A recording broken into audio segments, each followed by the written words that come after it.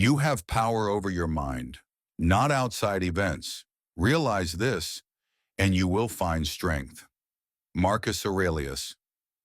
If Marcus Aurelius were standing beside you today, wearing no imperial robe, but a simple tunic of reason and resolve, what would he say? He would not give you a motivational speech. He would not flatter you. Instead, he would speak calmly, quietly, like a true friend. And in that silence between his words, you would feel something shift within you. Let us imagine Marcus walks beside you, not in ancient Rome, but in today's chaotic world.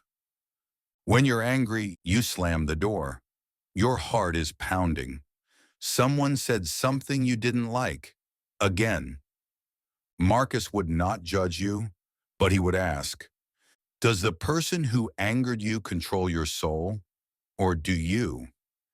Anger, he would remind you, is like drinking poison and expecting the other to suffer. It clouds reason. It steals your peace.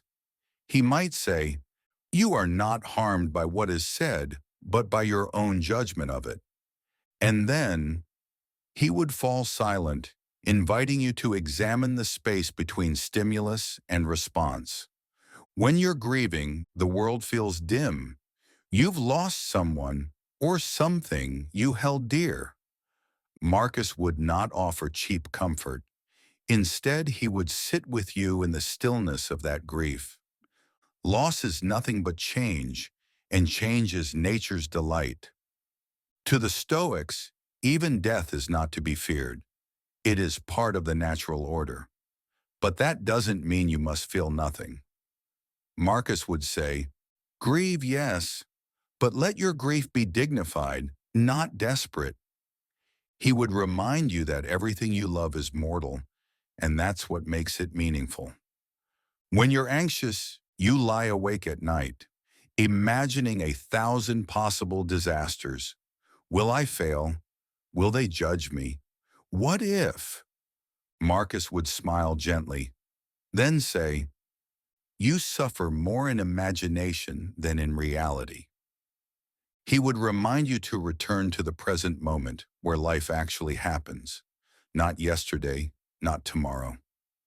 Now, do not let your mind be a tyrant over you. Rule it, or it will rule you.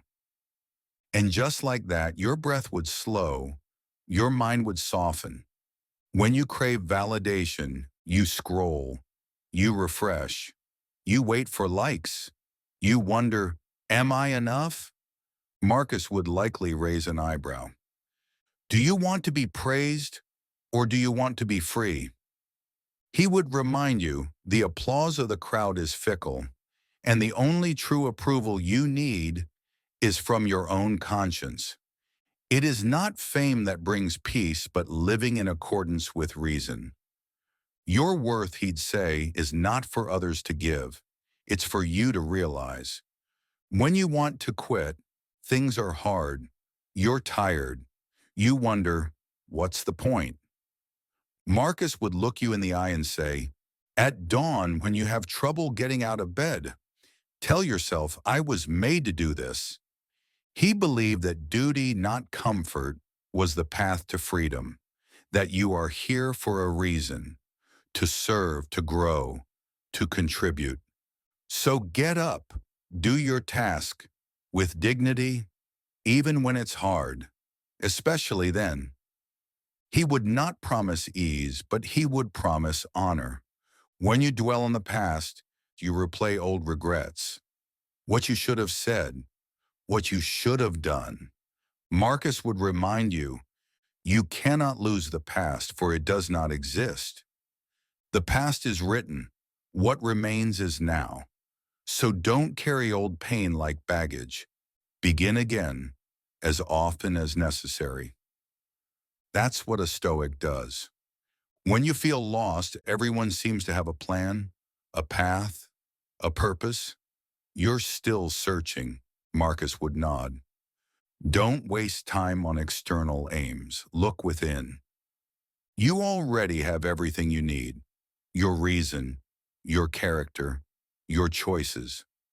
The happiness of your life depends on the quality of your thoughts, not on fame, not on fortune, on clarity. He'd tell you, find your center and act from it. When surrounded by negativity, toxic people, cynical voices, constant drama, Marcus would advise you, waste no more time arguing what a good man should be one. You cannot control others, but you can be a lighthouse in the storm. You can lead by example, quietly, steadily. The best revenge is to be unlike those who wrong you. He would urge you, don't become what you despise. When you fear death, the ticking clock, the unknown, the final goodbye. Marcus would not sugarcoat it. You could leave life right now. Let that determine what you do and say and think. Memento mori. Remember that you will die, but not to despair, to live more fully. He would say, death is not evil. What is evil is to waste the life you've been given. Let mortality sharpen your focus, not dull your spirit. When you feel powerless, life feels too big. You feel too small. Marcus would tell you a secret. You have power over your mind. That is enough.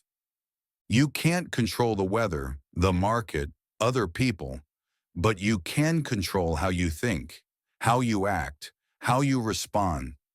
That is where your freedom lies. Look well within. There is a spring of strength ready to flow if you dig. And finally, Marcus would not stay long. He would offer no dramatic farewell, just a gentle nod and a final reminder. Live not as if you had 10,000 years. Your time is now. Then he would turn and leave you, not with fear, but with purpose. A quiet fire now lit inside you to live with reason, to choose with courage, to endure with dignity like a Stoic.